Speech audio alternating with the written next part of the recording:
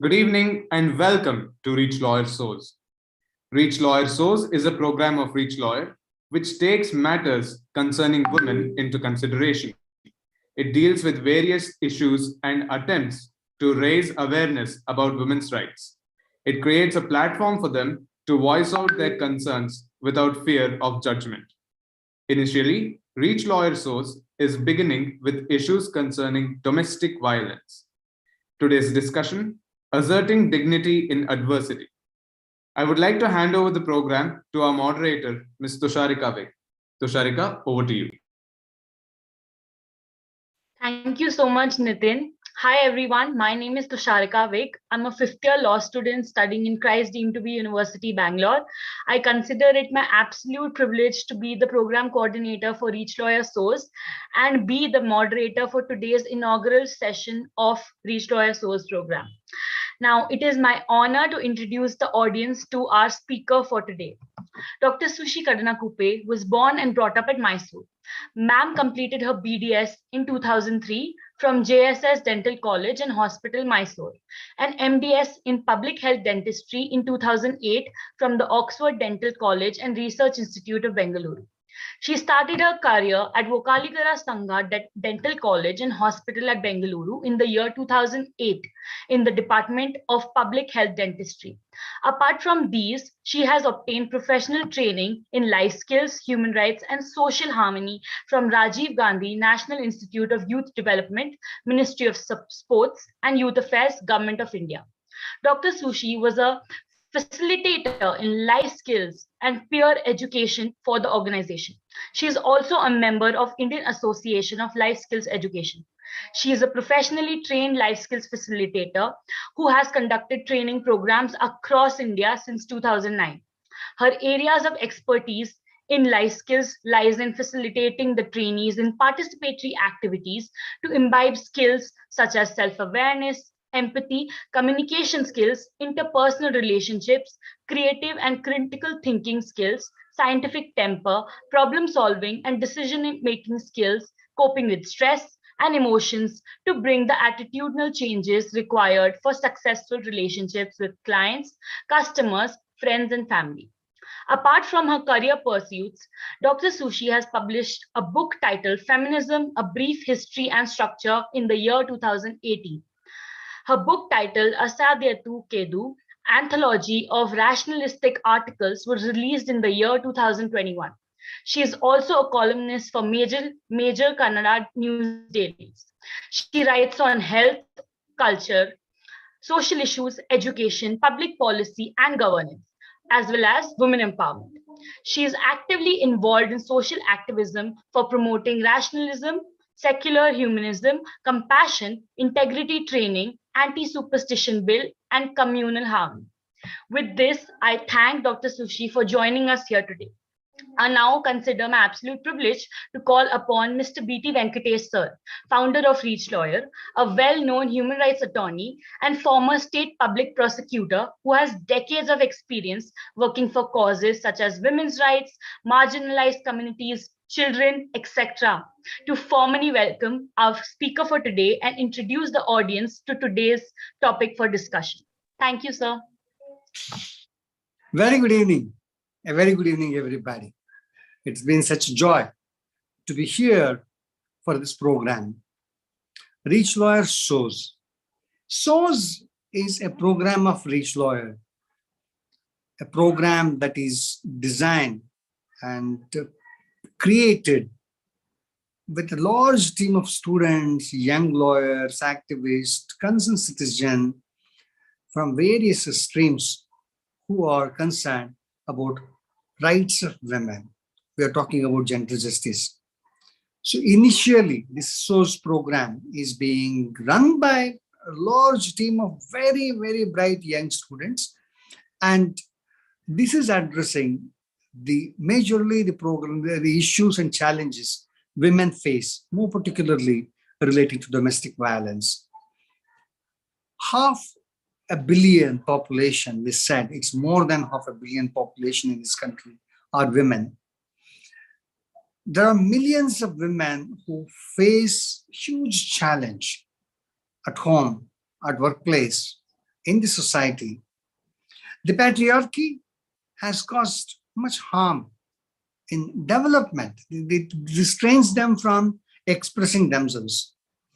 It takes away many of their rights. Many of them are unaware of their rights and the opportunities that they are entitled to as a matter of right. So SOS is a program to address the issues relating to women. Initially, we have started this program to address domestic violence. We found that many women find it difficult to even get one person to listen to their condition. They have serious challenges. Many a time, women find it difficult to get some good legal advice, which helps them to take decisions. SOS is initially designed to address that issue.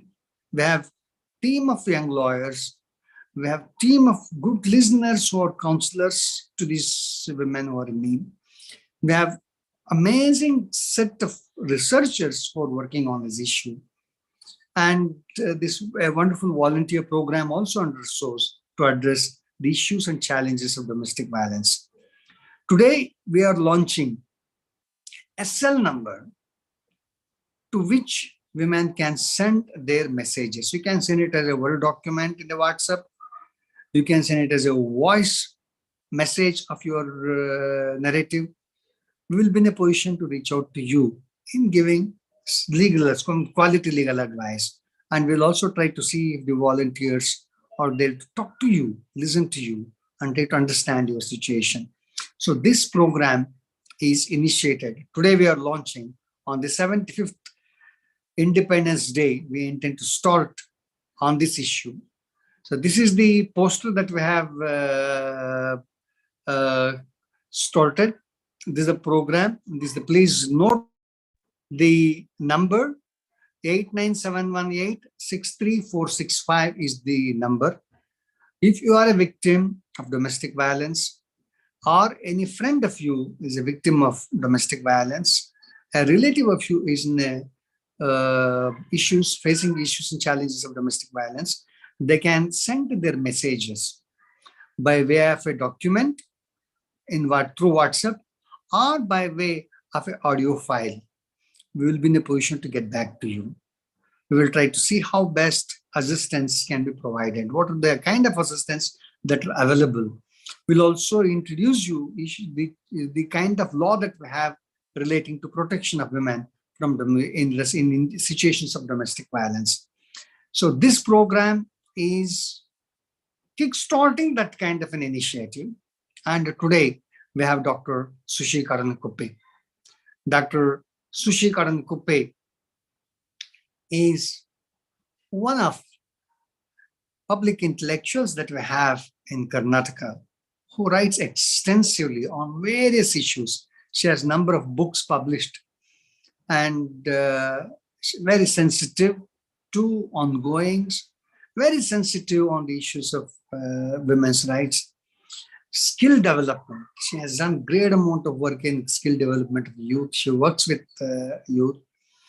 She talks in terms of hygiene and health, so many aspects. She is one real-time, multifaceted personality. And today we have Dr. Sushi Karankuppe.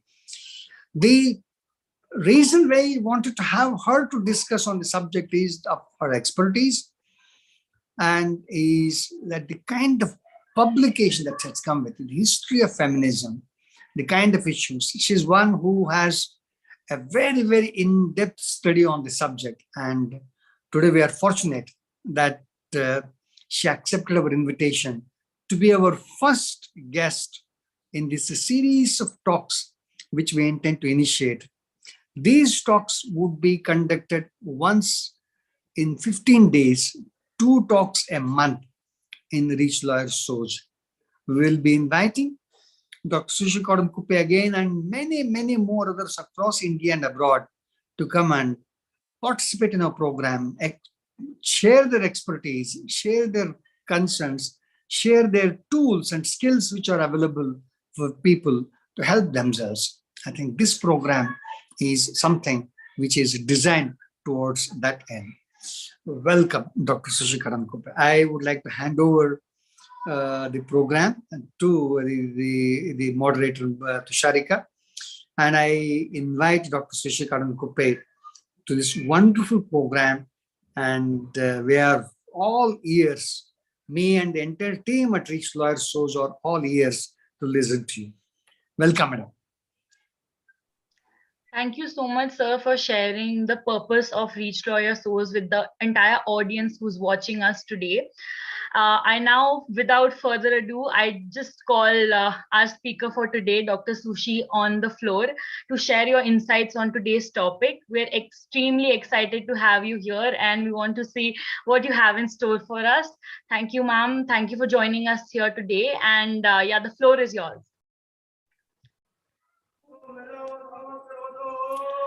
Thank you, Tusharika, for your kind introduction. And thank you, Venkatesh sir, for your humble introduction and introducing the program to all of us. It is a wonderful initiation by you and your team.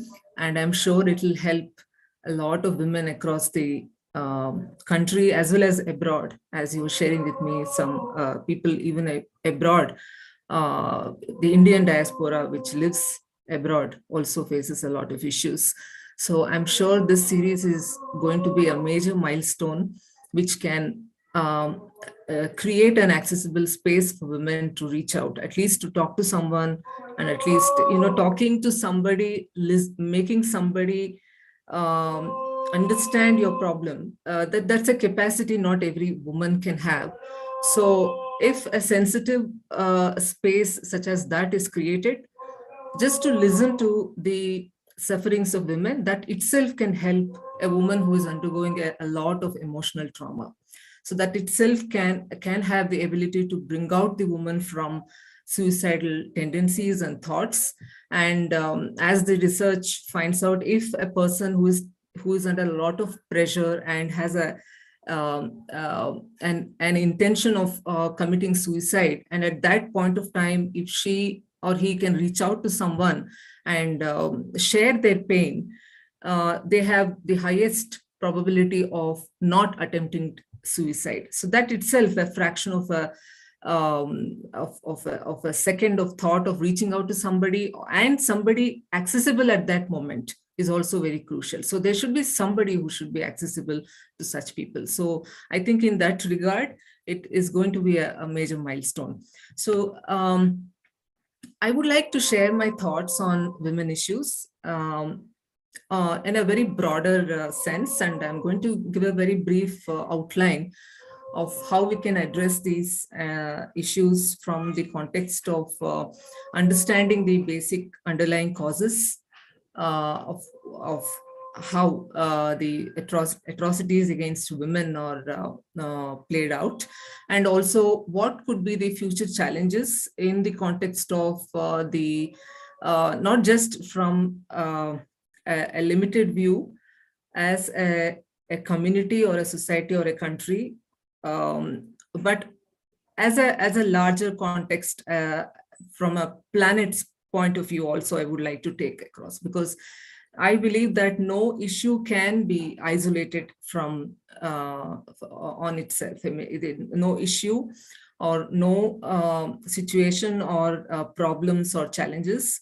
are isolated by themselves. They are extremely interconnected, and they work in a very complex environment and ecosystems. So we have a lot of interlinkages which we need to factor in when we are addressing any single issue. So here we are addressing today women issues. So women issues, of course, should be addressed from that focused lens, focusing on different causes for women issues, but there it needs to branch out to all other contextual probabilities and causes and factors, and also in terms of the future challenges of why should we think about future challenges, because there is the future generation which we are morally obligated to think of. So, and I will just outline about a brief outline about how we can face those challenges, or at what levels. So basically, I think I'm going to play out all of these issues at an individual level, at familial level, at societal level, and at a global level. So initially, I would like to just talk about what we define as violence against women. Most of the times, I mean, if you look at the law, and one thing I would like to share with you all is that I'm not a legal expert, and if I'm wrong somewhere using some of the terminologies or nuances, please forgive me. But I would be trying to contextualize even the legal aspects and how the women issues or the ethics and the morality of the women's rights and human rights fit into the existing legal system as well. So, and also I'm still in the learning curve in many of the aspects. So I don't think my display of my thoughts are all encompassing. It might be missing in many areas, which I hope to fill up through my learning with all of you, through our interaction. So with that, I would like to start with defining what we mean by crime usually is when we go and report the violence against women in a police station, say it is a crime, it is considered as a crime. But usually crime is what we take it as a physical harm or injury to the human body. So basically, it is more attached or inclined towards physical harm. But violence, when we have to consider crime against women as a form of violence, we have to take into consideration of not just the physical, of course, it goes to mental or psychological, sexual, financial, and many other emotional aspects also. So the WHO's definition of violence, which was just given in 2002, I feel that definition is really beautiful because it emphasizes a lot on intentionality. So if you have an intention to injure somebody with your force, physical force, or with your power, either directly or indirectly, if it inflicts injury or death or physical harm, as well as if it inflicts other forms of violence which are indirectly disproportionately affecting women, such as domestic violence and all this marital rape case. These are all, even if it inflicts some form of malnourishment also, a maldevelopment and deprivation, that is considered as violence. So violence has all these multiple layers attached to it. And of course, we all know that. But domestic violence has got why even today in the 21st century, we still see cases like domestic violence. And domestic violence cuts across the socioeconomic strata. We don't have to assume that domestic violence is not experienced by women who are educated and earning and financially independent, as we have witnessed in the recent case in New York by Mandeep Kaur. So if you look at the Mandeep Kaur case, what is termed as model minority in US, the Indian diaspora, which is considered to be highly academically highly proficient, and they have highest percentage of college degrees, and they also have a highest annual incomes. But we see a lot of domestic violence cases among those families, and especially the women who are married off from Indian states to the other countries. It cuts across the socioeconomic status there. And even in such families where women were educated, they may not have access to their own accounts and their own money. They may not even have their online banking passwords, which are all in the control of their husband and the husband's relatives. So it really cuts across the socioeconomic strata, and it need not always be dependent on the educational status as well. And that brings to the context of why we see that across all this.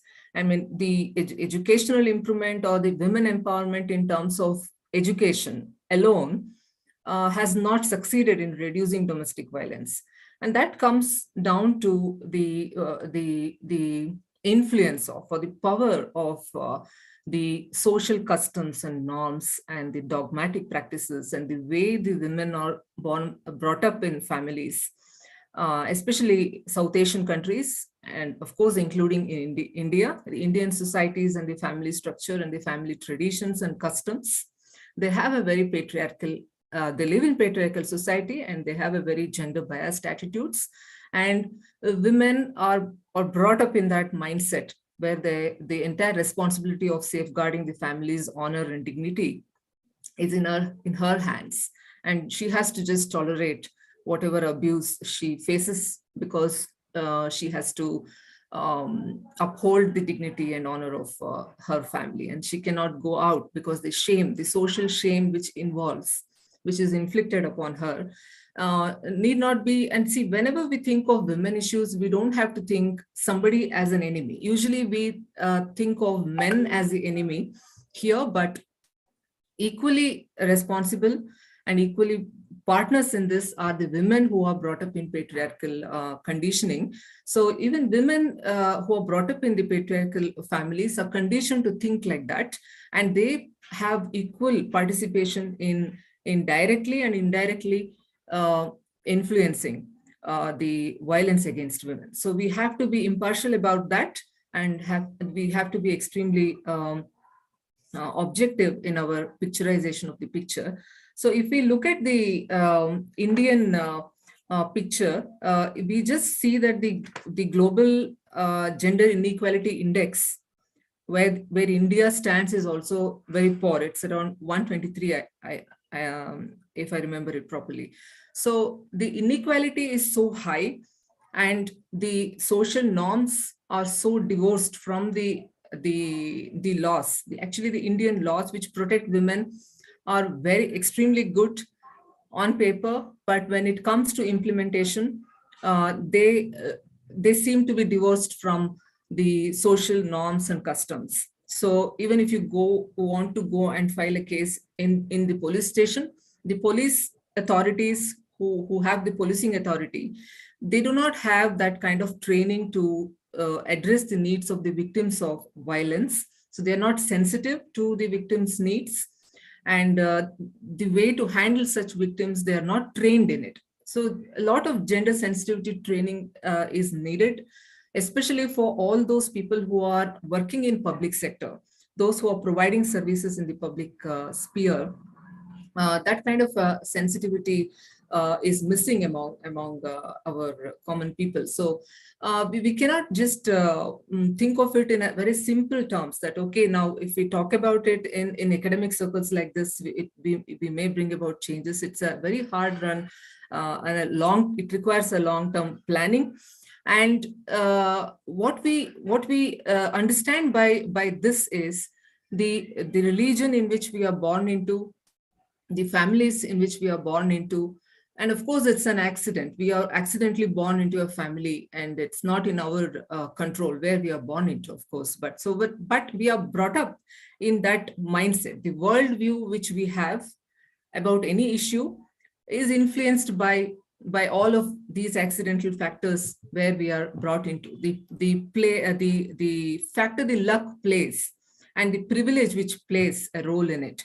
And again, when we are talking about atrocities against women, especially from Indian context, we have to understand it's not just, we cannot just label it as women as an umbrella term, because even among the women in India, the hierarchy of the caste and the class, both the caste and the class hierarchy plays a role against women in India.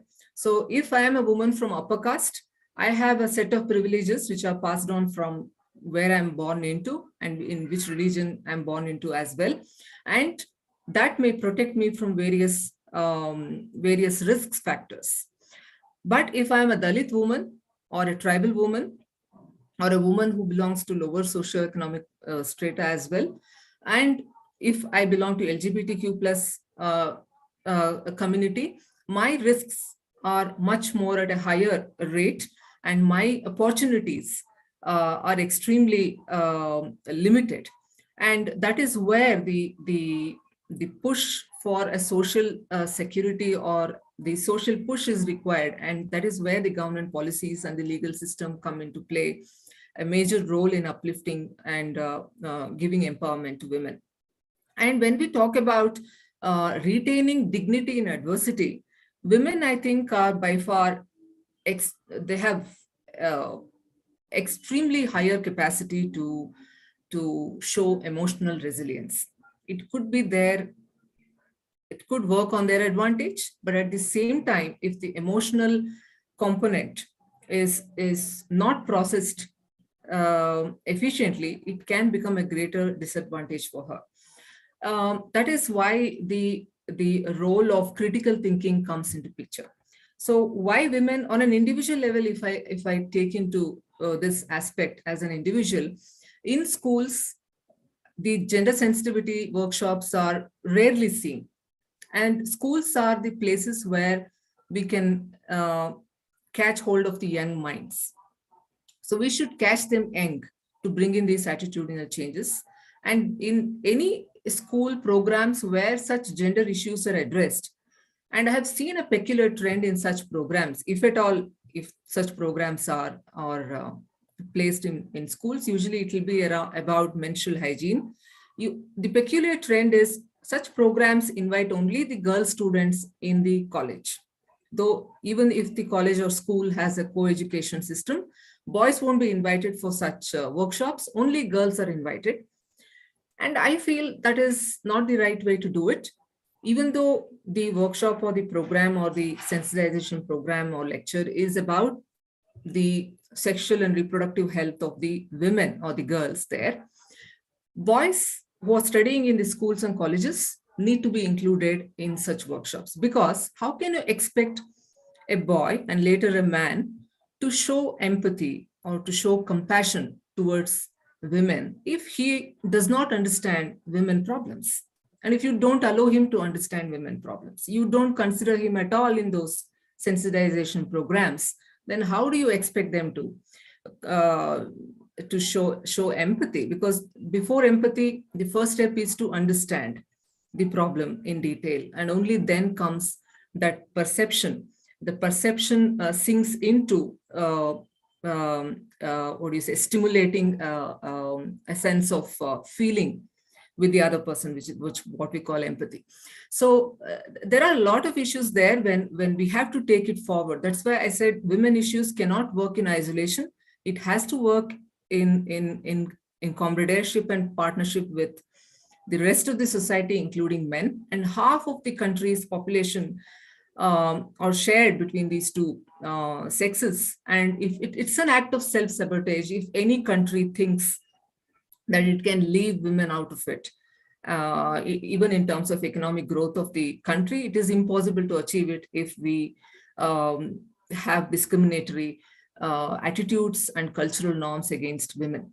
So the patriarchy plays a major role, and in addition to patriarchy, the caste system plays a major role because it creates a hierarchy.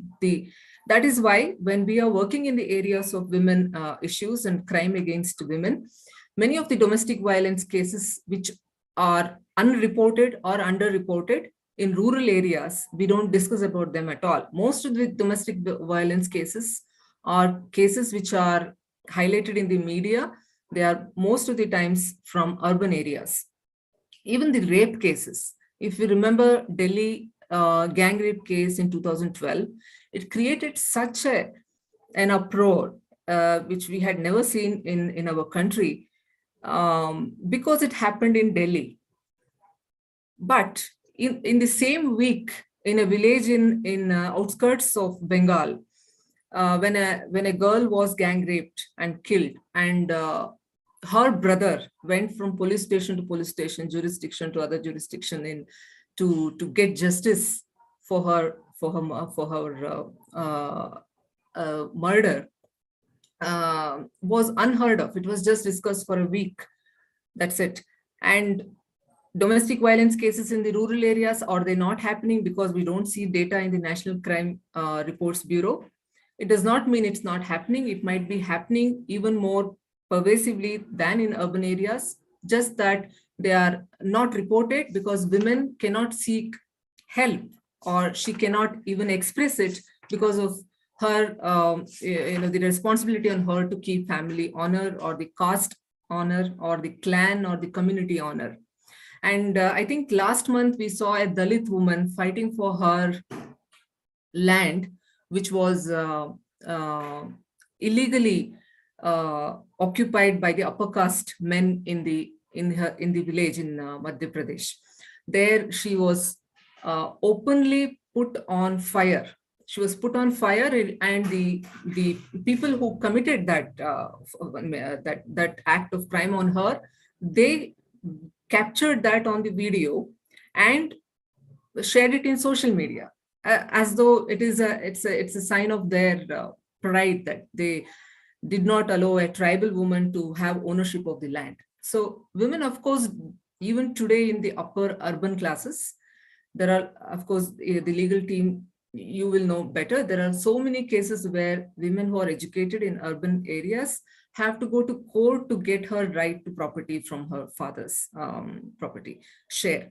So there are a lot of things there. I think all of that boils down to the attitude of the society, not just the patriarchy. The patriarchy is nourished by what? We have to go to the root of it. The patriarchy is nourished by all religious fundamental ideologies. If you look at most of the religions, the women are the sufferers, and it targets women unproportionately.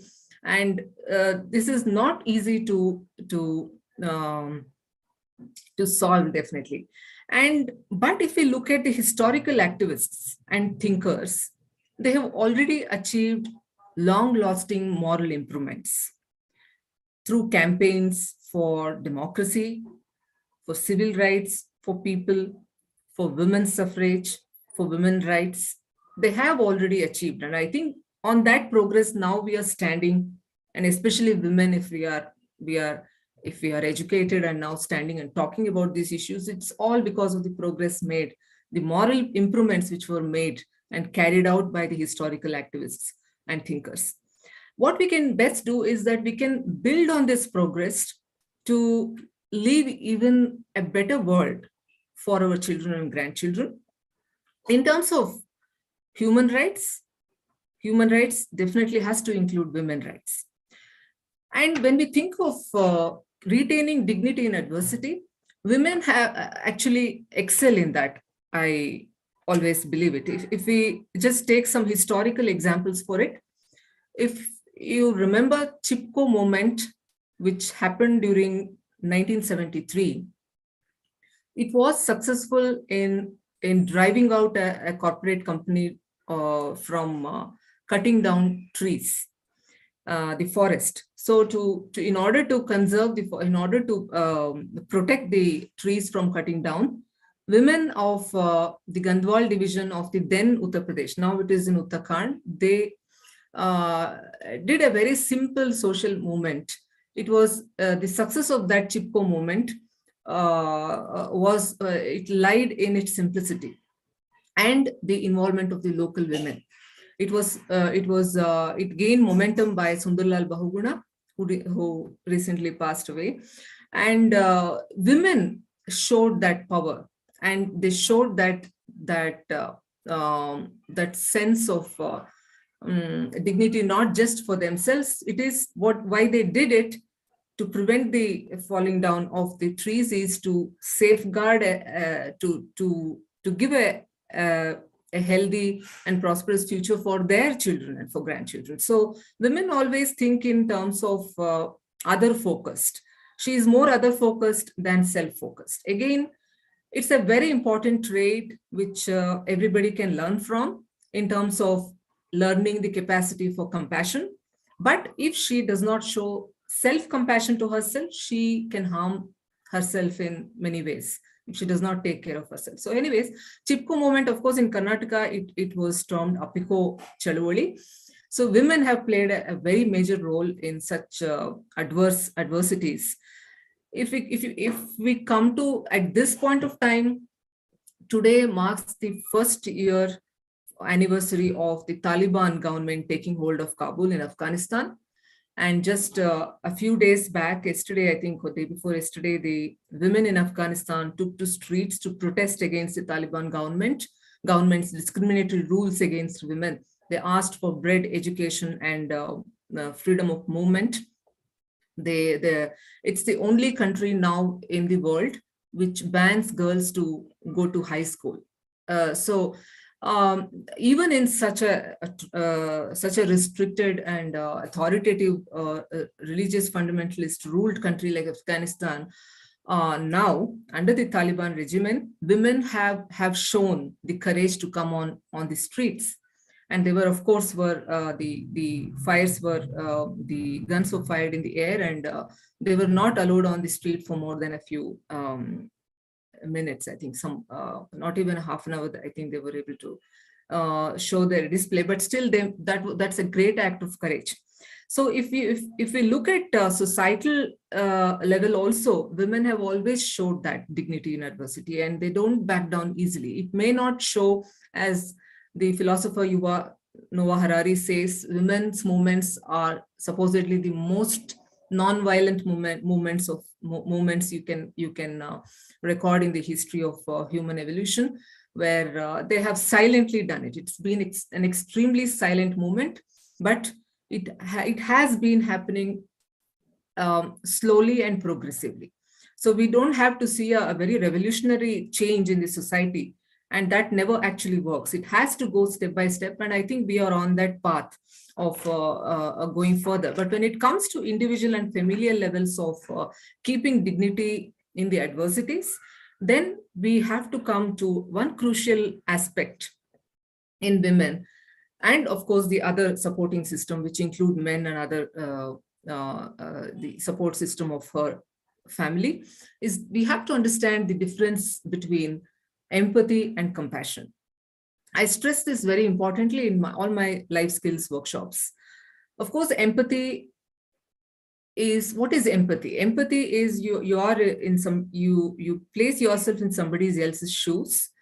So you know what they are going through. You are emotionally in sync with the another person's pain and suffering, and you empathize with them. That means we have the capacity to understand what they are going through. But what distinguishes empathy from compassion is our intention to act on that empathy, what we are feeling, and take an action to alleviate the suffering of others. When we translate that into action, it becomes compassion. So when we are exhibiting compassion, it is fruitful, and compassion is not overburdened by emotions. That is one more crucial difference between empathy and compassion. So compassion takes a more rational approach. It uses reason, it uses objectivity. But when our brain is in empathy, the empathy circuits of the nervous system, it overwhelms us with emotion. When we are emotionally overburdened, we won't be able to think through it rationally. That's the disadvantage with emotional burden. So we have to lessen that. Both victims of the crime and those support system also, both have to come to terms with the emotions which go through this. I'm not underplaying the emotions which are involved in such situations, but if we are engulfed by emotions, we won't be able to activate the critical thinking faculty of our brain to act objectively and take the appropriate steps at the appropriate time. So compassion is extremely important. We should develop the capacity for compassion. There are 5 steps recognized in the transition at the nervous system level. All that I'm not going to expand further. But the crucial difference has to be internalized in our day-to-day life. We can experiment that actually in our day-to-day life. When we see somebody suffering, if you just say, oh, I'm so sorry you're going through this, we are just showing sympathy. We are not even feeling what they are going through. But one step further, of course, when I read something in newspaper, you feel like, tears come to your eyes when you read something. That is empathy. But you stop there. You don't do anything further to try to alleviate the suffering of that person or that incident. Any step, it need not be a direct step to alleviate the suffering of that particular victim. Even if you come together and conceptualize an idea like the ReachLawyer Sóz program with a releasing of a helpline, it is a great step in showing compassion. So compassion at an individual level we should also have the capacity for such kind of a compassion towards itself first. So we should be able to help ourselves first. So that comes only with increasing our capacity for critical thinking. So women need it the most because she is under the control of a lot of influencing cultural and social norms and customs and dogmas and religious ideologies, which suppress her critical thinking capacity. They intentionally suppress her critical thinking capacity. It's not that she doesn't have it. That is why it requires an extra effort from women and the extra effort from any support system, including government and non-government organizations, to instill it. So at an individual level, critical thinking capacity is extremely important. Of course, even creative thinking capacity also, because creative thinking gives us more new avenues. Think of ideas which were not existent till now. So a new idea to come out of the situation, of to understand the problem or to come out of the problem, all that also requires creative thinking. But of course, the logical and critical thinking also is extremely important, which has to be bedded with reason and rationality. And compassion, when acted upon with this bed, really becomes extremely important. So at a societal level also, we have seen that. Again, if I take the example of COVID-19 pandemic, that was an adversity which was uniformly faced by human population across the globe.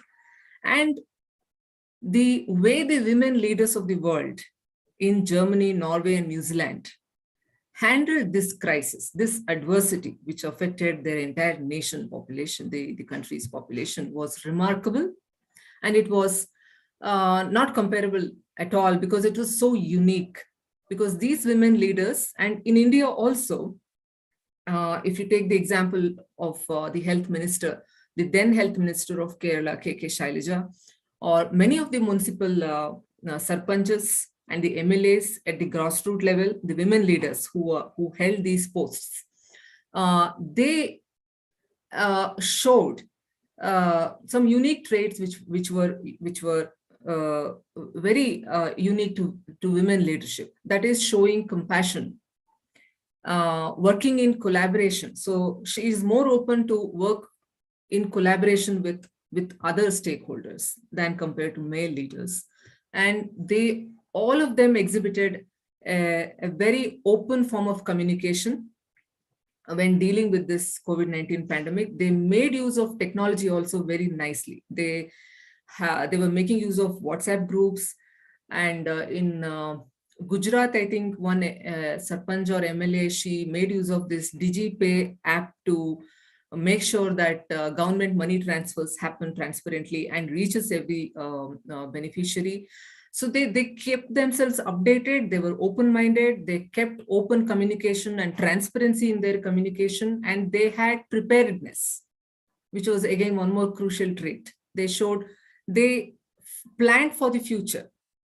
They forethought about the consequences of COVID-19 pandemic, 6 months away, 1 year down the line, and they prepared for that. And that created a lot of accountability, and it gave these women leaders a lot of credibility in the community. So, and the kind of empathy and compassion and leadership, that loving kind of a leadership which were exhibited by these women leaders in times of adversities. The New Zealand Prime Minister, she was again elected for the second term.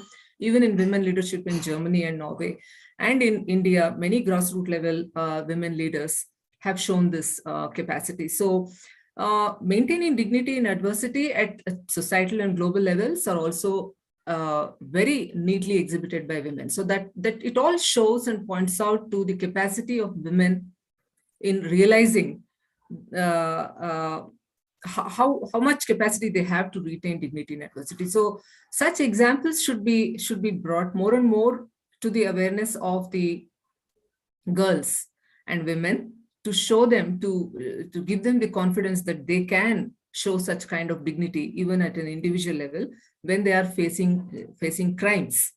Crime need not be only physical, as I said earlier. So if you look at the percentage of women who are enrolled or who are performing in the STEM area, that is science, technology, engineering, and mathematics, it is still very low. Why? Because women do not have access to that kind of education. They are not encouraged to access these areas in education because of family traditions. That is also a form of crime. It's a form of violence because it indirectly pushes her disproportionately to access good health, good intellectual abilities, and a place in society, and that robs her of all her opportunities. And if you rob a woman of her opportunities, of course, you are robbing the family of its opportunity, the entire society and the nation of its opportunity to move forward, of course. So though domestic violence is discussed usually in the familial circles and the factors influencing them, I'm sure all of us know those different factors which are there, which help sustain this crime against women. What today I thought of sharing with all of you was a more broader perspective towards how we can look at it from all angles, because domestic violence does not happen on its own. And if we have punitive measurements or security measures, it has not helped us reduce the incidence of domestic violence. Why domestic violence keeps happening? It's because in all other aspects of the societal development, we have not factored in all the other causes which are pushing women downward. So if we don't work on any one of these, it's like a chain web of causation. If we have to break one, we have to break all of that, at least we have to break on one chain of it. Then, of course, but for that we need to have an understanding of all the factors which are playing together. And the challenges which are in front of us, I suppose, when I think of it from a very broader perspective, challenges for all women issues, for that matter, which also includes domestic violence, are, for me, they look like these two extremely broad challenges I'm picturing. One is the artificial intelligence, which is going to engulf our lives more and more so in the coming decades. We cannot overlook it. We should not overlook it, because artificial intelligence, if it is not aligned to human values and goals and human rights, including women's rights, it is going to leave out women's rights if we are not careful about it. And the legal team of any country, of any society, has to be a very active partners in aligning the AI, artificial intelligence, to human rights and women's rights. Otherwise, it will learn on its own. Whatever data you feed to artificial intelligence algorithms, it is going to learn based on what data it receives. So suppose, for example, in recruitment algorithms, if it is fed on data from CVs of only men applying for, say, for the STEM, the science, technology, engineering, and mathematics, it might completely leave out the one demography.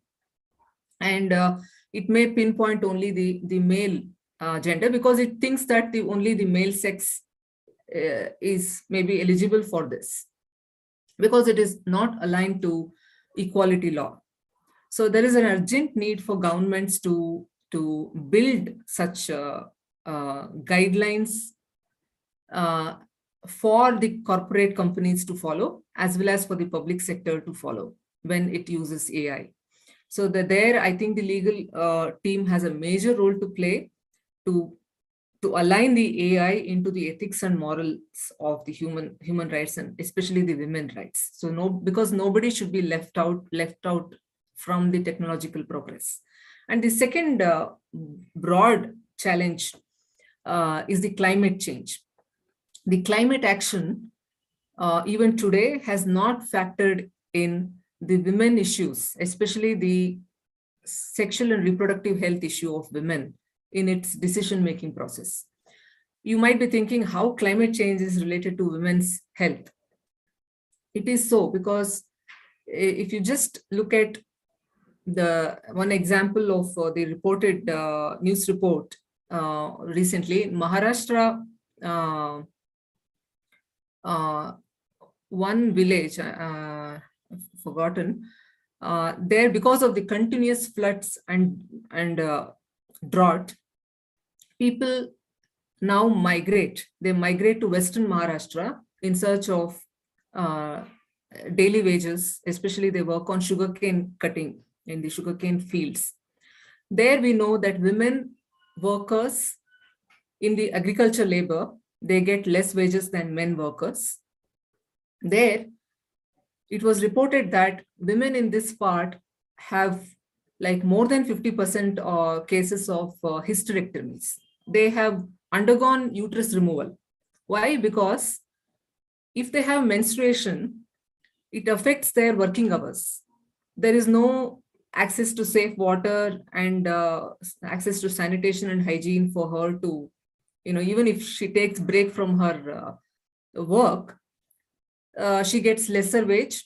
And because the families migrate, when a man comes with his wife to go for job in that farming in the agricultural land, the employers will look down upon it if there is a woman involved there, because she may not work properly. So they have undergone hysterectomies at a very disproportionate rate, and it has affected their their health, their physical health, their emotional health, and all the ill effects, consequences of removing your uterus are enormous. So this is caused by climate change. So when we this is like, it's a huge thing. It's a huge factor. Access to safe water is a huge sexual and reproductive health issue when it comes to as simple as menstruation, which we take it for granted in urban areas because we have access to so much of water. We just don't know the problem of it. When there was a flood happening, a group of people went and distributed menstrual cup, thinking that it will help them instead of using sanitary napkins. But menstrual cups need access to a lot of water and safe hygienic water. Where do you get it? So instead of that, the cloth pads are better for them. But even in rural areas now, women use sand, they use ash, they use whatnot, the grass, dried grass as napkins, because they don't have access to it, and it's costly. Who can buy them? It has to be distributed free by government. So there are many issues, and these are all actually violence against women. Definitely, because it leads to maldevelopment, undernourishment. Once physical nourishment is down, the intellectual capabilities also come down. So there is a lot many other things which are involved. So when it comes to decision making, even climate action has to address the sexual and health, reproductive health of the women. So I would like to conclude by saying that when we talk about focused issues like domestic violence, we have to think about a broader perspective, because if as a campaign, at a societal level or even at a community level, then we have to address women's issues. It is extremely complex and it involves many stakeholders. So we have to work in collaboration with many areas and many stakeholders, where we can bring many of the attitudinal changes which are attached with social norms and cultural norms or religious norms. To break through this, we need to work in coordination with many areas, not just the women self-help groups. We have to keep in mind all the nuances which are attached, and we should keep a very long-term view of the picture, because as Toby Ord, philosopher, says, we are still in human species is still in its adolescence, because we are just around 200,000 years old, and we are yet to live 3/4 of our lifetime as a species before we go extinct as a species, as a human species. So we are still in adolescence. So we know adolescence is an age where we have lot of energy and power, but no wisdom to use that power. So human population is right now behaving like an adolescent. So it's very crucial how we leverage our power.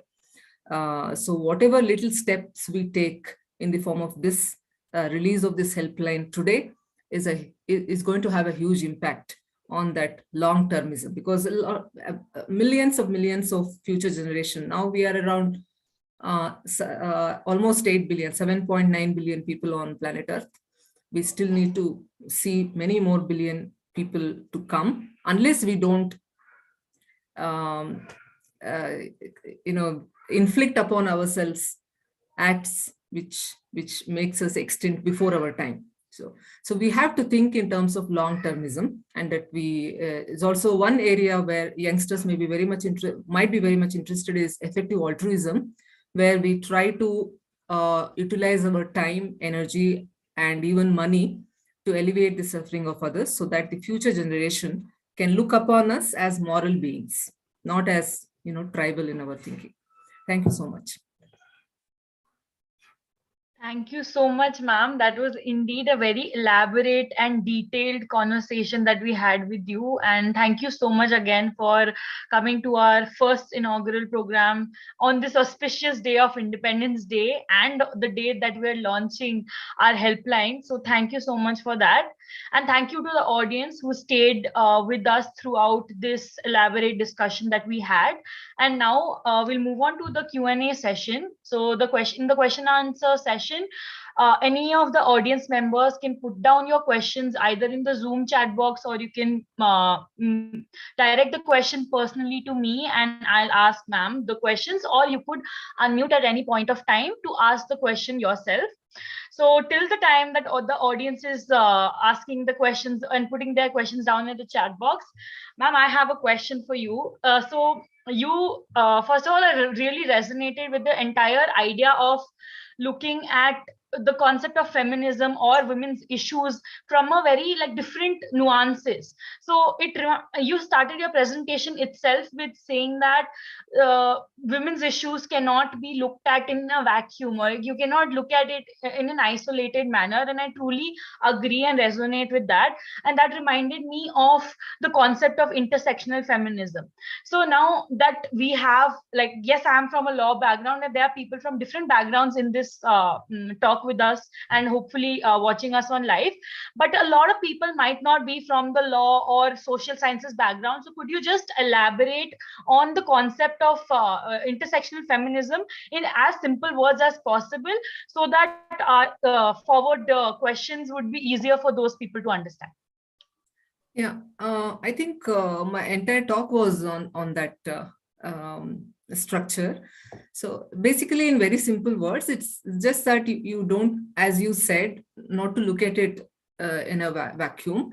Feminism as such, of course, it has led to a lot of women movements. The ideologies of feminism has helped us, but it cannot be, the women issues cannot be understood only from limited number of causes which are popularly viewed as women related, because we are part of this human species. We live with the rest of the species on this planet Earth, and of course male and female are actually two different species altogether if you look at it that way, but we are human beings belonging to same species. So there are so many factors like societal, political, economic, even evolutionary biology, the anthropological studies, the psychology, the psychological, the researches on neuroscience.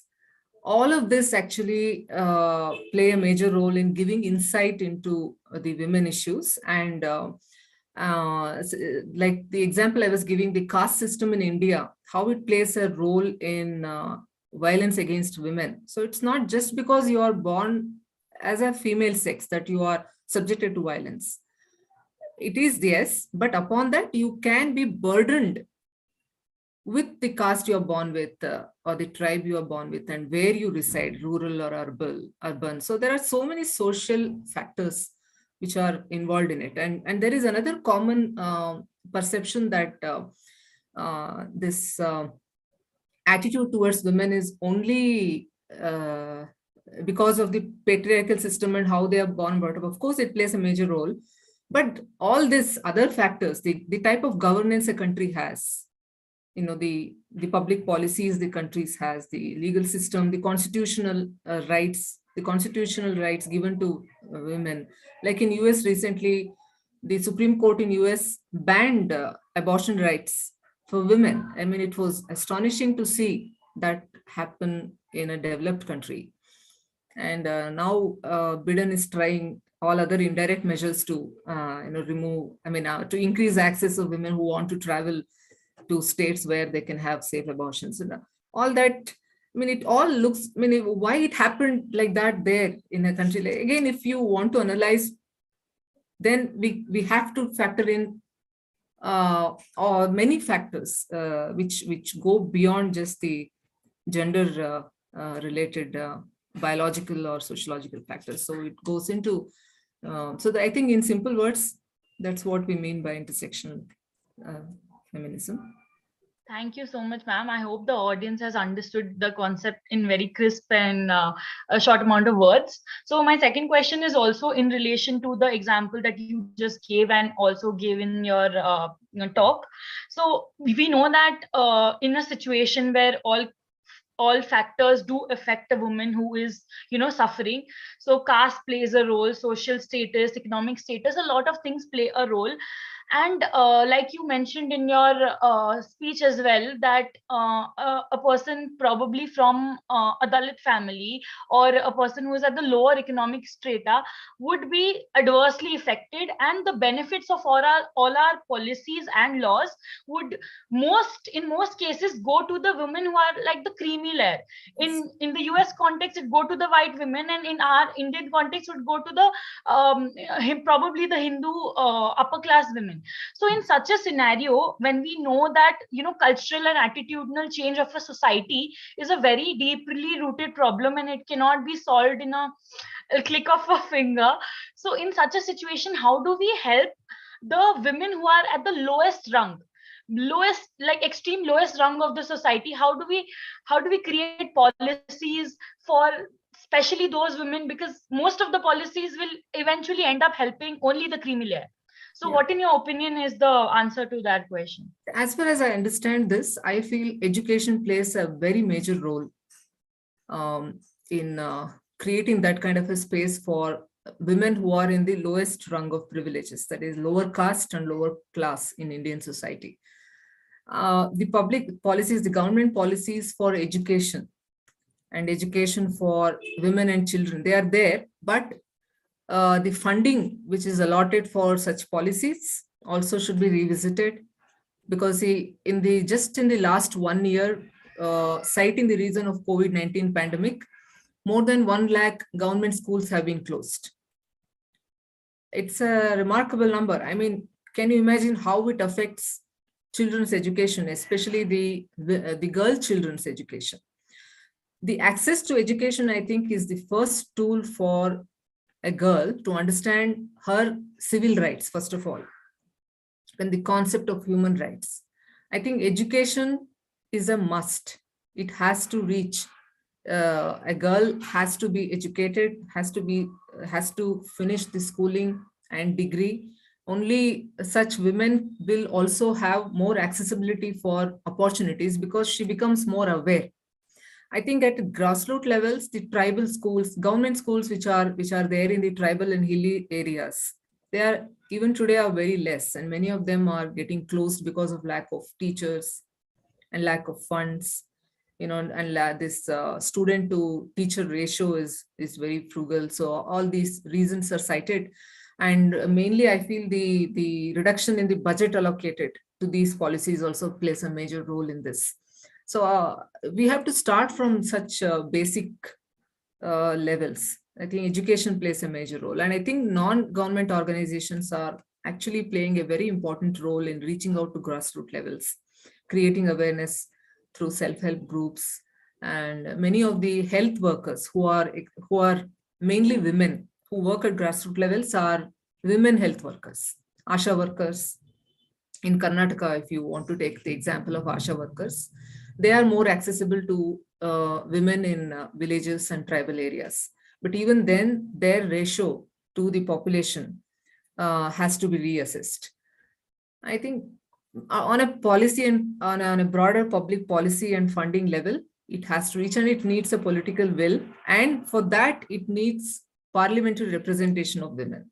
If you don't have parliamentarians influencing the making of policy, represented by women, then it is hard to bring about such changes, because you need women to address these issues. So even today, I think that gender inequality index, it tries to measure 3 dimensions. The parliamentary representation is one among them when it tries to rank the countries. So we still are very poor in it.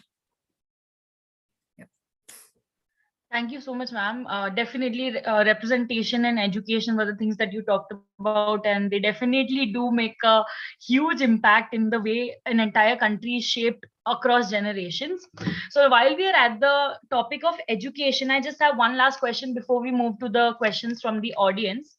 So, you clearly noted, and it's a fact that domestic violence and issues which are so culturally rooted are going beyond our economic and social strata. They happen to women across the national, international, cultural level sphere, and even unfortunately, even the women who are affected sometimes belong to the highest strata of society, and they're the most educated people, but still they are suffering silently.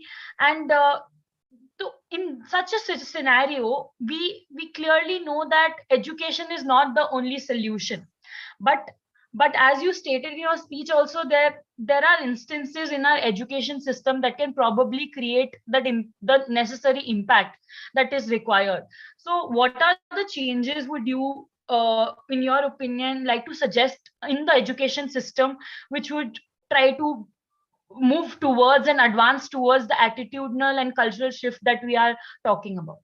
Yeah, and I think focusing only on domestic violence per se, I feel silently enduring trauma and not seeking help, that they are the main traits of these victims of domestic violence. They do these two very consistently. They silently endure trauma and they don't seek help. They're very silent about it. So I think that requires, again, a lot of grassroots level attitudinal changes.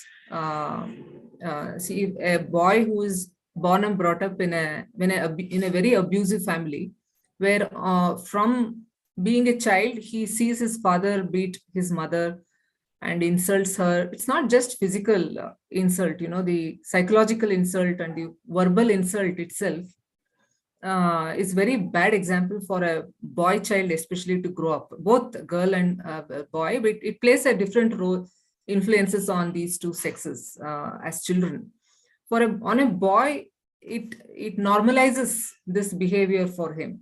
So he thinks that it is the right of the father to do whatever he wants with the mother. And if a boy grows up in such a family, he ends up being like that when he gets married. So in this school, I think school is the place where children from different such social backgrounds are under one roof. So there might be many children who come from such abusive families, especially if you go to the rural and even in the cities, if you go to government schools where mainly from lower socioeconomic strata, families come there because of free access to education. It's a sort of abuse is more, and of course it cuts across socioeconomic strata, but in this school you can catch on them through attitudinal changes workshops. So this gender sensitivity workshop or workshops which talk about the nuances, which teach the children about how to address another human being and what constitutes as human rights and what constitutes as abuse and what constitutes as politeness or viewing somebody with dignity, showing dignity towards someone versus what constitutes an abuse, both physically and verbally, sexually, financially, all that.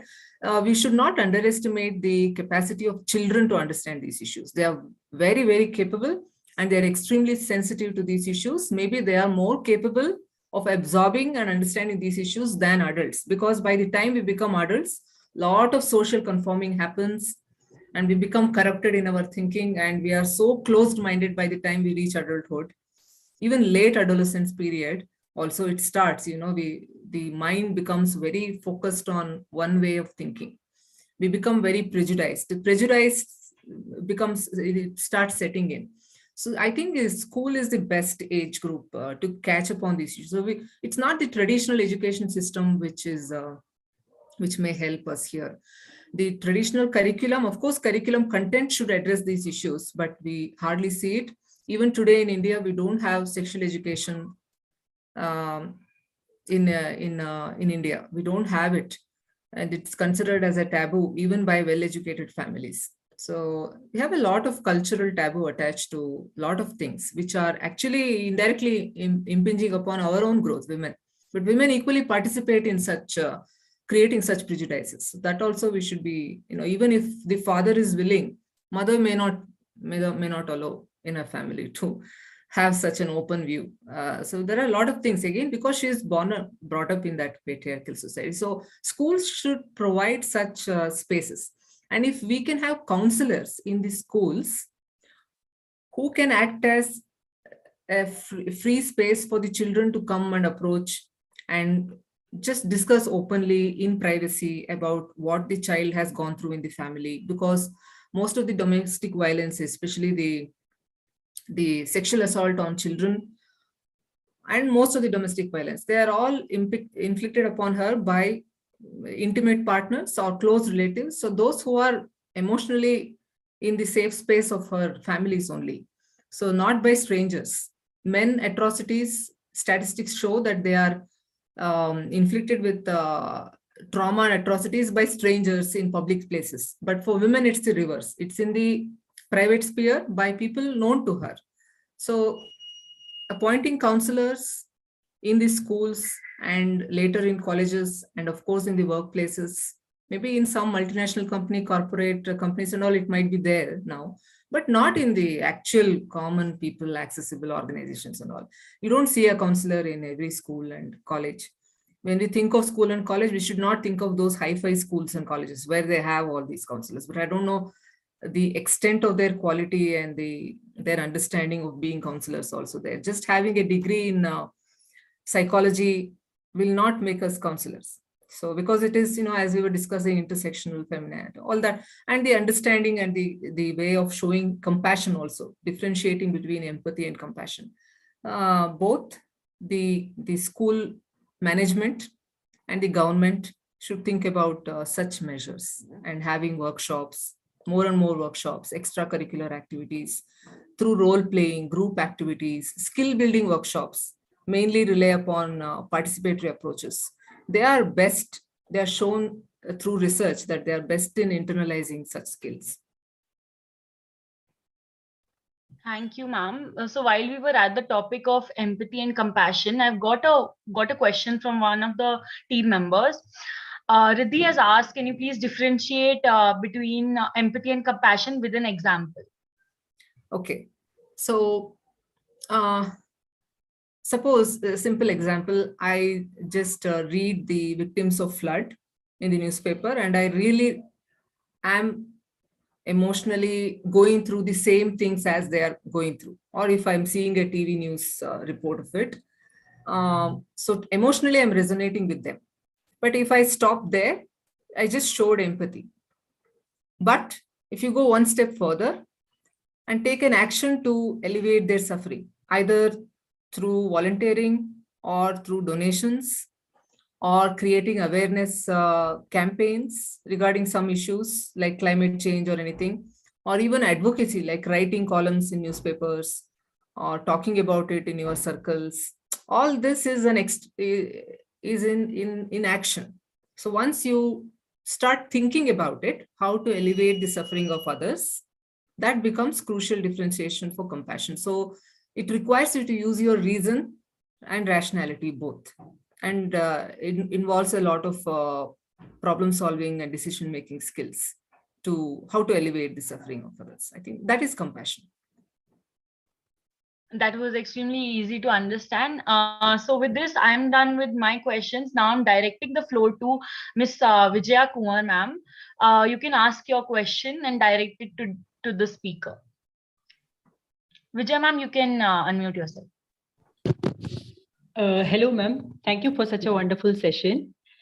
Now, in the introduction session, I came across the fact that you are a wonderful speaker and teacher of life skills, personality development, stress management, and uh, assertiveness and all, ma'am. So you have brought this concept as teaching it for the kids, in introducing it in the elementary education for kids.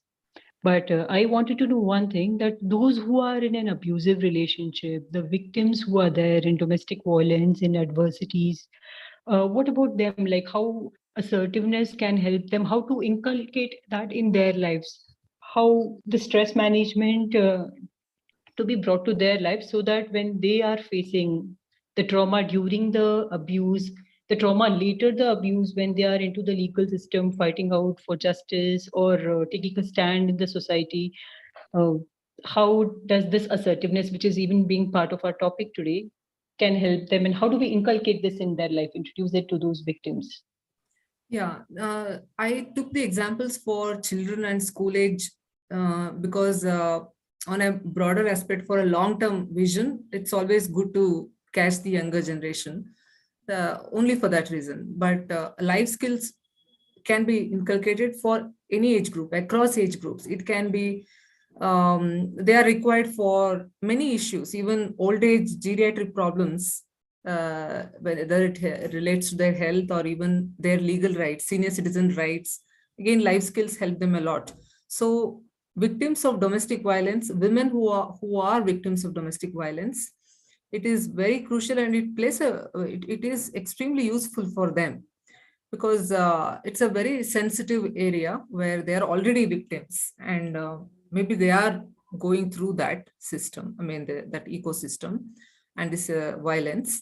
There, I think the first thing which they can bank upon is the skill called self-awareness, because everything stems out from that. So self-awareness about who I am, becoming aware of me as an individual, and becoming aware of the concept of dignity, which every human being deserves. So, and knowing the difference between aggressiveness, assertiveness, and submissiveness. So it's very crucial that we need to understand the difference between these three. So it's very wrong to be aggressive in putting our points of view, and also it's wrong to be submissive. We have to be assertive. That is, we should stick to our point with respect, showing respect to the other person. So that is, asserting your rights can happen in a very in that stance. First, giving respect to the dignity of the self. When it is violated, you are allowing the other person or group of people to violate that personal space and allowing them to violate the dignity, then the self-awareness is the first skill the woman, the victim needs to understand. Let's not call them victims, they are individual human beings, the women who are undergoing such crimes. And then compassion, as I was telling in my lecture, compassion first should start with self. Then it should be other focused. Only when we are self-compassionate, we will have the capacity to show compassion for others. We won't be able to help others if we are not able to help ourselves. So I think women who are undergoing domestic violence, I think this helpline which you have created now might be the first step for them, because they need somebody to listen to. And when we talk about our pain and share our pain with others, it is actually a roadway for self-awareness. Self-awareness in the sense, it allows us to introspect, because we are narrating our problems. It is like telling our story to ourselves, but somebody else is just listening, not judging. So very important aspect of listening is non-judgmental listening should happen there.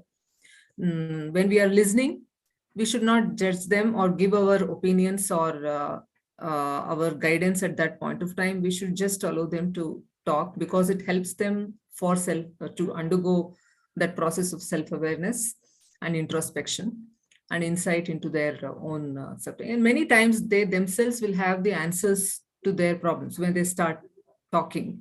When they are narrating, their pain, they themselves will find the answers to the questions they are searching.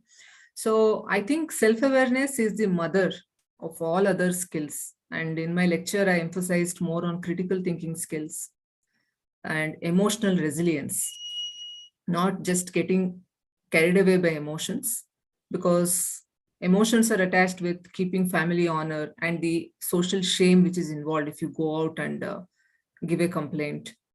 Those are all emotions attached, and they are not beneficial emotions. They are adverse emotions, and it will inflict upon her dignity. So she has to know she should have the discerning capacity to discern between which emotion is actually useful for me or not. Again, it's not easy because each person thinks in a way in which she has been brought up through different value systems. So, but it can be broken away by making her realize through these sets of life skills, especially self-awareness, compassion, critical thinking and creative thinking skills will help her to break these barriers placed upon her by cultural norms. Life skills workshops, many of the non-governmental organizations which work on women issues, they make use of such workshops when they are working with victims of domestic violence. So they have brainstorming, they have role plays. So there the victims themselves come together. The victims of domestic violence themselves are running NGOs in abroad, in New York and Canada and all. So they have come forward. They have used a lot of these life skills to convert their adversity. Now they want to help others. So they are showing a lot of compassion through their work, through their organizations. So life skills play a very important role there. We can make use of such workshops. Thank you so much, ma'am, for such beautiful answer. Really, this self-awareness and self-love can definitely make them understand their value, their dignity, and this will be very helpful to the masses. Thank you. Thank you. Thank you. Thank you so much, ma'am. We have one more question from one of our other team members. Monisha, the floor is yours. You can ask your question to the speaker. Thank you, Tusharika. Hi, ma'am. Hi.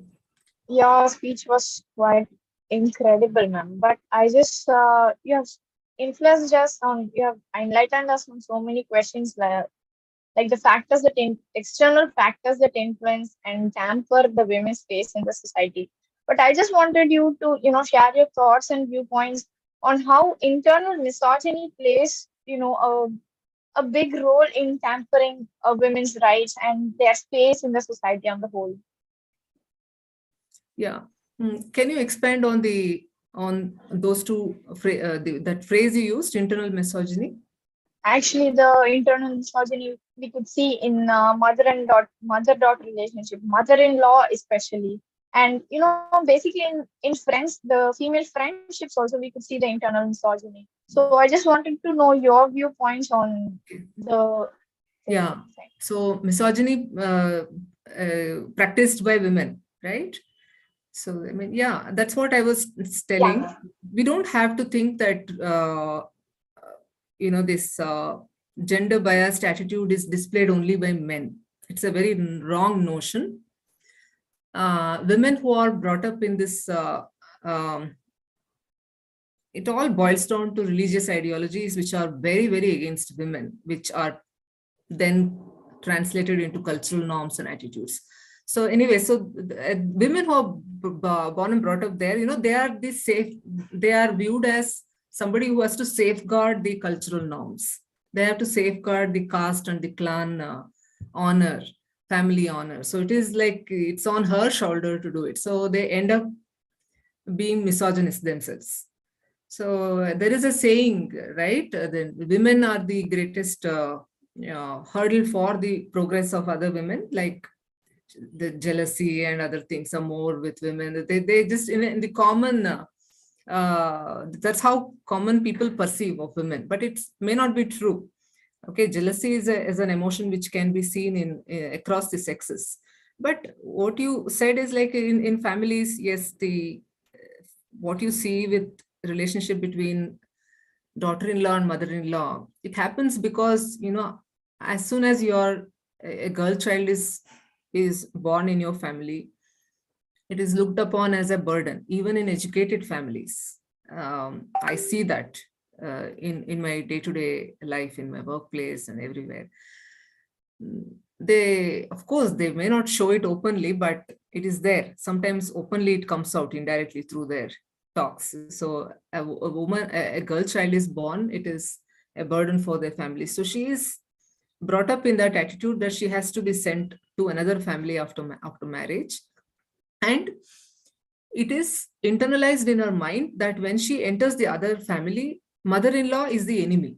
Through TV serials, through cinemas, through stories and whatnot, it is like a, I feel, intentional, internalization of that, which may not be true. Many mother-in-laws are good, but the way a girl thinks about entering another family, I mean, of course, it's a very new environment for her. So the family which receives a girl into their family has to be extra protective, and they should show more love and compassion towards her, because it's not easy to change your course of life. It only woman has to do that in Indian society and other societies as well. So it is like that. So when the daughter-in-law already comes with that mindset when she enters the family, that mother-in-law is going to be my enemy.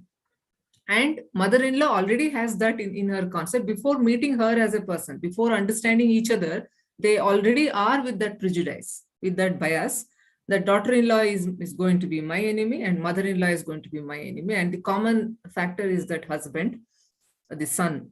So it's like for the woman, only the family is created as her foray, and the sense of ownership she has over her son, and then shared by the husband. All that, it is all, I think, the cultural narratives and the religious ideological narratives, which are through stories and dramatic cinemas and all has been portrayed. They play a major role. Actually, the kind of talks we have now in this circle, it has limited influence on larger section of the society. But a movie, even such a movie which actually promoted sati practice by Deepika Padukone, I forget that name, which came. So, I mean, it was welcomed by people, many people.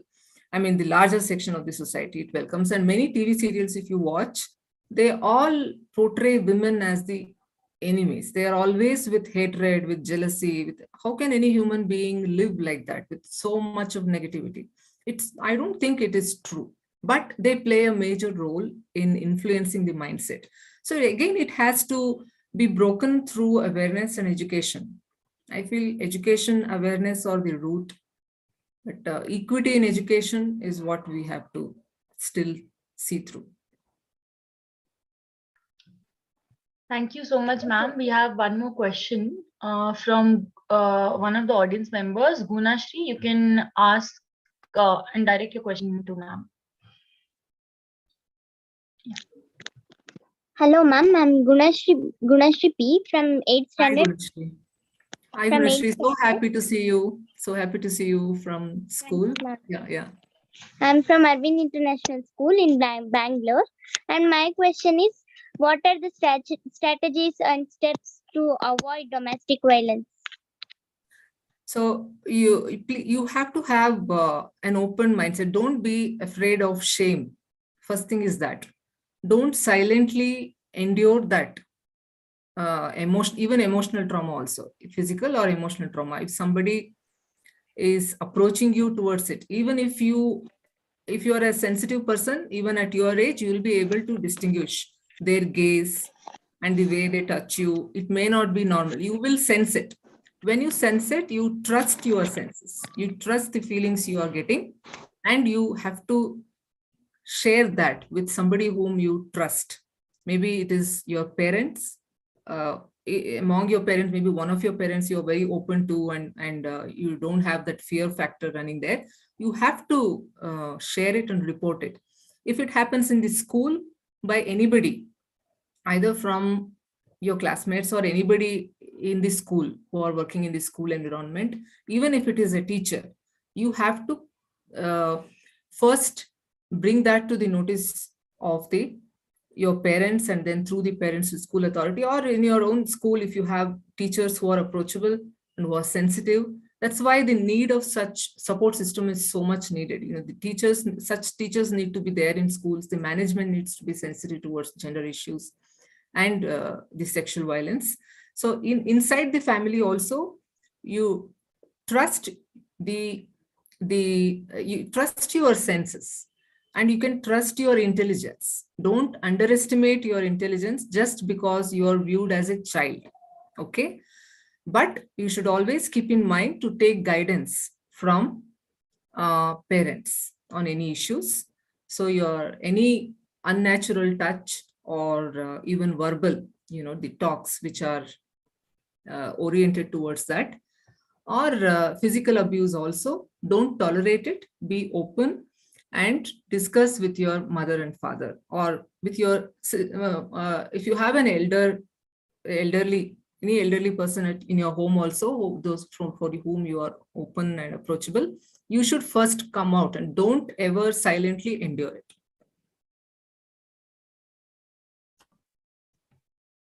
Thank you so much, ma'am, for answering, and thank you, Bhunashi, for asking that question. That's very pertinent, and definitely a section of society that we often neglect, the children. So it's really good a question coming from that age group. Ma'am, I have one last question before we conclude. So while we're at the topic of asserting your dignity in adversity, and you, a person who has a lot of experience in life skills, and on the occasion that we are launching our own helpline from today onwards, what do you think are some of the signs we as individuals can detect someone who's suffering, and how do we, once we know a person is suffering, and if they call us, or how do we tackle with such a person, how do we help such a person, and at an individual level, because that is going to be one of the skills that will be useful for all of us who are working for this program from today onwards, once the victims start approaching us on the helpline. So what are some of the signs to know as indicators of people who are suffering, and how do we tackle them? Okay, I think it's a very quite a difficult question, because not every individual is different in the way they express. So we cannot have a uniform signs. And the best measure that the first step they've taken is to text you and come in contact with you, right? That itself shows that they have stopped that silent endurance period. They've taken an action. So they're already in that stage. So they have evolved into that stage. So we should appreciate that step taken by them. And I think the first thing, whenever it comes to counseling, and first time when the victim comes and starts sharing something with us, first thing we have to do is listen to them non-judgmentally. And there is something called empathic listening. I mean, you can replace that word empathy here. I mean, is keeping reason and rationality in check, not just emotional attachment. Empathic listening is we are just being non-judgmental, and we are just allowing the person to share everything till they completely finish sharing. We should use what we call empathetic communication skills, like pausing in between. And if they pause in between, then you can encourage them to proceed further through some helping phrases. You should keep it very short till they finish all their thing, but you should elicit some of their sufferings. If they are not able to completely go through the process of sharing, you have to assist in between. That's all. So our communication should only be restricted to assisting them to completely share their their pain and sufferings. Only after that we have to jump into our role of giving advices or counseling, and at what stage and what kind of violence they are undergoing. Is it physical, or is it just psychological, verbal abuses, or financial or sexual abuses? Is it from their own family members in case of children, or intimate partner violence? And sometimes you may come across individuals who have taken the initiative to call you and talk to you, but they may not seem very depressed. They may talk very boldly and they may tell everything, and you may get a picture that they are very, very confident in taking the next step. But we have to be careful there. We just have to read between the lines and try to assess their attitudes in between the lines when we are trying to listen. That's what I think we should be looking out for. What is their attitude overall towards her dignity? And, if she is more concerned towards keeping family values intact, she may not take a step forward to take any legal action. And many relatives would have scared her about legal actions, especially anybody in India or any society. Taking legal action is a major step because it involves a lot of hurdles and financial liabilities and other things. So all this, I think we should be looking into for, but it really differs from every person to person, and it mainly depends on the person who is listening, who has the capacity. Because if you are just listening over phone and if you are listening in person, it makes a lot of difference. And again, if the victim has taken a step to come and meet you in person, it is one step further than just texting and calling, because it takes a lot of courage to actually come in person and meet a professional counselor or a legal counselor. So these are all the ways we can judge their level of confidence and how much they can come forward. So then we can push them through other steps, giving them legal support or other sociological and emotional support needed to build their emotional resilience. And that can go along the process if that journey continues. Thank you so much, ma'am. You've kept the audience extremely engaged. That's why we have a lot of questions coming in. So I'll just like to tell the audience, due to paucity of time, we'll be taking only one last question by Riddhi. And after that, we'll be concluding the session. Riddhi, you can unmute yourself and ask the question to Dr. Sushil.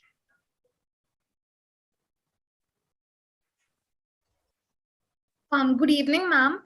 So my question is, how can one address the trauma directed towards themselves solely because of the gender, especially when they grow up in an environment where being vocal could land them in trouble or could get them cancelled or even, like discarded from the entire family? Yeah, it's not easy, as we say, it's not at all easy. One example which comes to my mind is that, what do you call that? Burqa system. Only if she agrees to wear burqa, she can gain access to school education, modern school education. So then she has to compromise there. But we are talking about domestic violence here. So that's another example. It's not easy, but nothing is easy, right? It's a great struggle. That's why we have to create our own family, right? Family is not just constituted by blood relatives. We should create a family of friends and people and even legal expertises and counselors who can help us in crucial times. So that kind of a family building should start early, and that kind of a discerning capacity to network and have such kinds of relationships with others, which can act as a support system, can come with a very evolved person, actually speaking. It's not easy. That's why I always go back to education and awareness, which can bring some attitudinal changes, and that can stimulate her to take the next step. So when you have your own family, not the blood relation family, your actual family of friends who can help you in need, you can bank upon them. And the helplines and some of the self-help groups run by women, because women usually feel comfortable talking to women about their problems, also should be looked at, because you don't have to let your family know about your all your steps, right? It's an initial step you take to know about yourself, to create awareness, and you have to come out. There are many examples where women have come out of such abusive families, and they are thrown out of their family caste system. They are like banned out of it. But still, with the help of such NGOs and support systems like Friends and legal support, they have been able to live a life of dignity. So it is possible, but it is not easy. I totally agree with it. But nothing is easy. It's very difficult. At least in the school, everywhere, in everywhere where we interact, we should have some space, safe spaces where we can explore ourselves and try to take action. Thank you so much, ma'am, for patiently answering all our questions of the audience and our team members. Thank you so much for being here today. I now direct the floor to the founder of ReachLawyer Sóz, Mr. B.T. Venkatesh, sir, to share his remarks. Immense thanks. What else I can say? It has been one of the finest talks to kickstart with.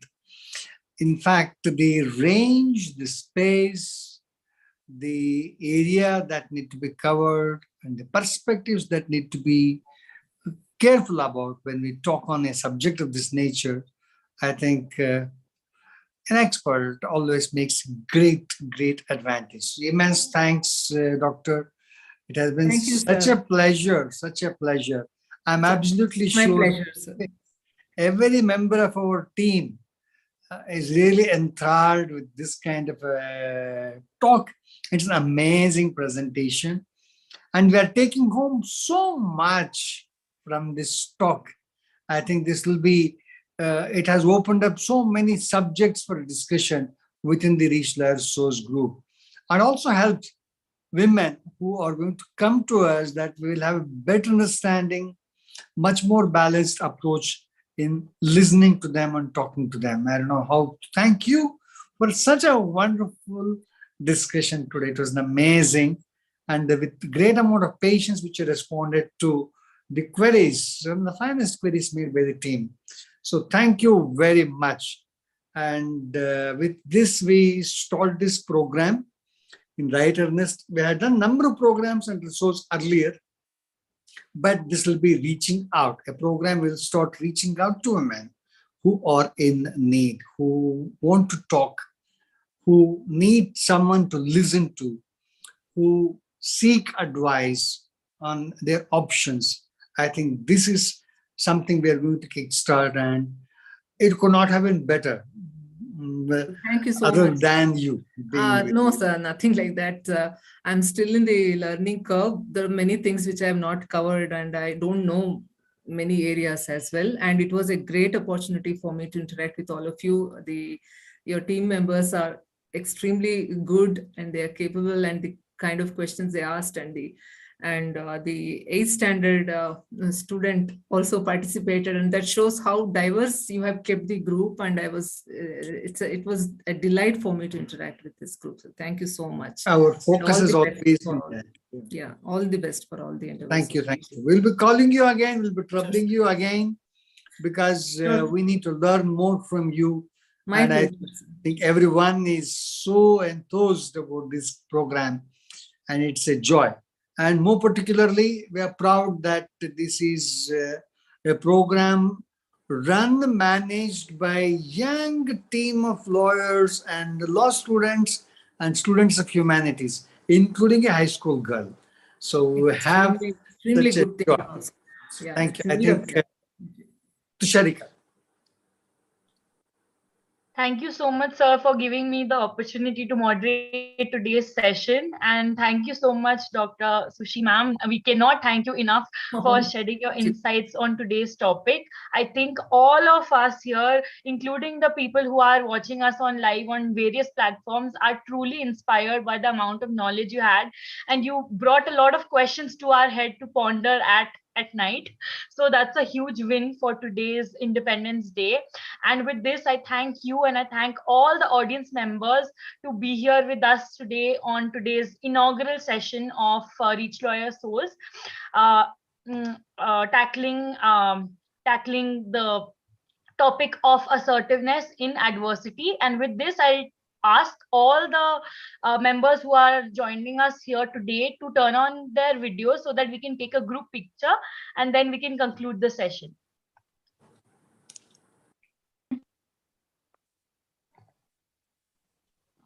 Excuse me, ma'am. Yes, Gunashri. Ma'am, sorry, I was suffering from network problem. I Yeah. couldn't say thanks for you for answering my question. Thank you, ma'am. Oh, you're most welcome. Thank you for asking the question. Thank you so much.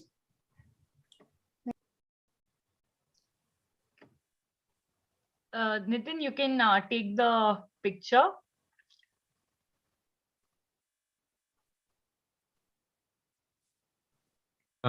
Excuse me, but I have no idea how to click on it. Does anybody know how to do that? Okay, I'll take. Okay, smile everyone.